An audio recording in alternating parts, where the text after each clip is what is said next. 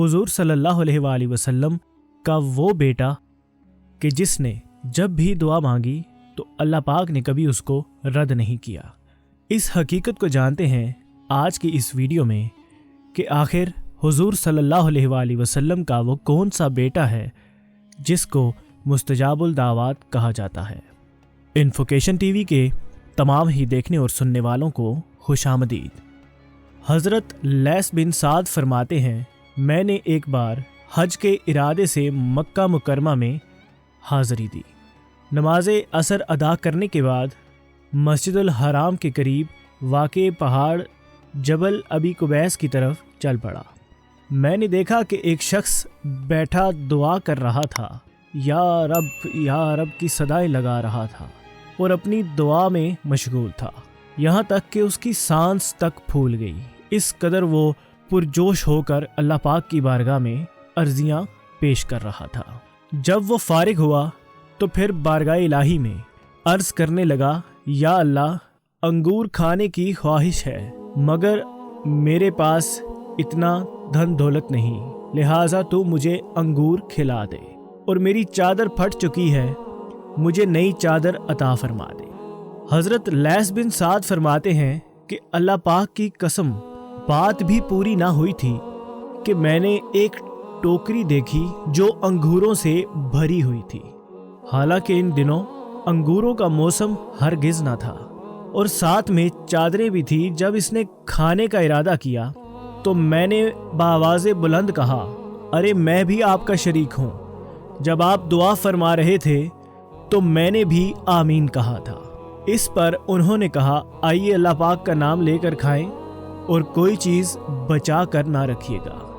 मैंने आगे बढ़कर अंगूर खाना शुरू कर दिए। इन अंगूरों में बीज नहीं थे और मैंने ऐसे उम्दा और लजीज अंगूर पहले कभी नहीं खाए थे। लिहाजा मैंने खूब सैर होकर यानी पेट भरकर वो अंगूर तनावुल फरमाए, मगर टोकरी में से कुछ भी कम ना हुआ। फिर वो साहब ने मुझे फरमाया, इन चारों में से जो पसंद हो ले लो। मैंने कहा, मुझे चादर की ज़रूरत नहीं। फिर वो कहने लगे, थोड़ी देर छुप जाओ ताकि मैं इन चादरों को पहन लूँ। इसके बाद उन्होंने बाकी चादरें अपने हाथ में उठाई और चल दिए। मैं भी हैरत में जल्दी जल्दी उनके पीछे पीछे चल पड़ा, यहाँ तक कि जब वो सफ़ा मरवा के मुकाम पर पहुँचे तो एक आदमी से मिले और आदमी उनसे कहने लगा कि ए अल्लाह पाक के प्यारे रसूल सल्लल्लाहु अलैहि वसल्लम के बेटे, मुझे लिबास पहनाइए, अल्लाह करीम आपको लिबास पहनाए। उन्होंने चादरें मांगने वाले के हवाले कर दी। मैंने इस आदमी से पूछा, अल्लाह आप पर रहम फरमाए, ये कौन है? जिस पर उस मांगने वाले ने जवाब दिया, ये हज़रत जाफ़र बिन मोहम्मद यानी इमाम जाफ़र सादिक रज़ी अल्लाह ताला अन्हो है।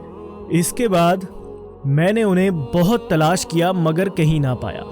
उनकी जुदाई का मुझे बहुत दुख हुआ। इमाम जाफ़र सादिक शहीद करबोबलाद इमाम आली मुकाम इमाम हुसैन अलैहिस्सलाम के पड़ पोते हैं।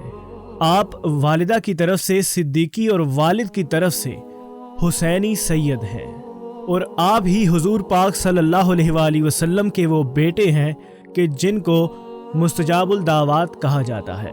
चनाचे एक आदमी ने आप रहमतुल्लाह अलैह से दुआ के लिए अर्ज़ की कि अल्लाह पाक से दुआ कीजिए कि अल्लाह पाक मुझे इतना माल दे दे कि मैं बहुत से हज करूं।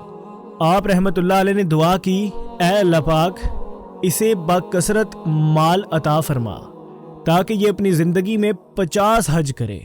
चनाचे इसे इतना मिला कि इसने अपनी ज़िंदगी में 50 हज किए।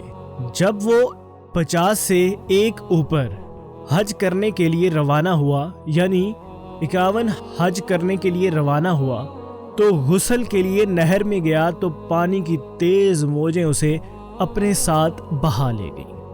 चनाचे यहाँ भी इमाम जाफ़र सादिक की वो दुआ कबूल होती दिखाई दी कि अल्लाह पाक इस शख्स को इतना दे कि ये 50 हज फरमाए, और उस शख्स को इतनी ही ज़िंदगी मिली कि वो सिर्फ 50 हज ही कर सका। जब मज़ीद करने के लिए निकला तो मौत ने उसे अपने आगोश में ले लिया। एक मरतबा एक सूफ़ी बुज़ुर्ग ने آپ سے عرض کی کہ اہل بیت میں سے ہونے کی حیثیت سے مجھے نصیحت فرمائیے، تو آپ یعنی حضرت امام جعفر صادق خاموش رہے۔ تو ان صوفی بزرگ نے دوبارہ یہی عرض کیا، جس پر امام جعفر صادق رحمۃ اللہ علیہ نے فرمایا، میں تو خود خوف زدہ ہوں کہ کہیں قیامت کے دن میرے جد اعلیٰ جناب حضرت محمد مصطفیٰ صلی اللہ علیہ وآلہ وسلم میرا ہاتھ پکڑ کر یہ نہ پوچھ لیں کہ تو نے خود میری پیروی کا حق ادا کیوں نہ کیا، حالانکہ تو میری اولاد میں سے ہے، کیونکہ نجات کا تعلق نسب سے نہیں اعمال سے ہے۔ یہ سن کر صوفی بزرگ رو پڑے۔ یہ وہ ہستی ہیں جن کے جد امجد اللہ کے آخری رسول صلی اللہ علیہ وآلہ وسلم ہیں۔ دوستو، ہمارے لیے ایسے انمول لوگوں کی زندگیاں ایک عظیم تحفہ اس ظاہری دنیا میں تو ہیں، مگر ان کو فالو کرنے کے بعد یہ امید لگائی جا سکتی ہے کہ اللہ پاک اپنے نیک لوگوں کی قربت اور ان سے محبت کی وجہ سے ہماری بخشش بھی فرما دیں گے۔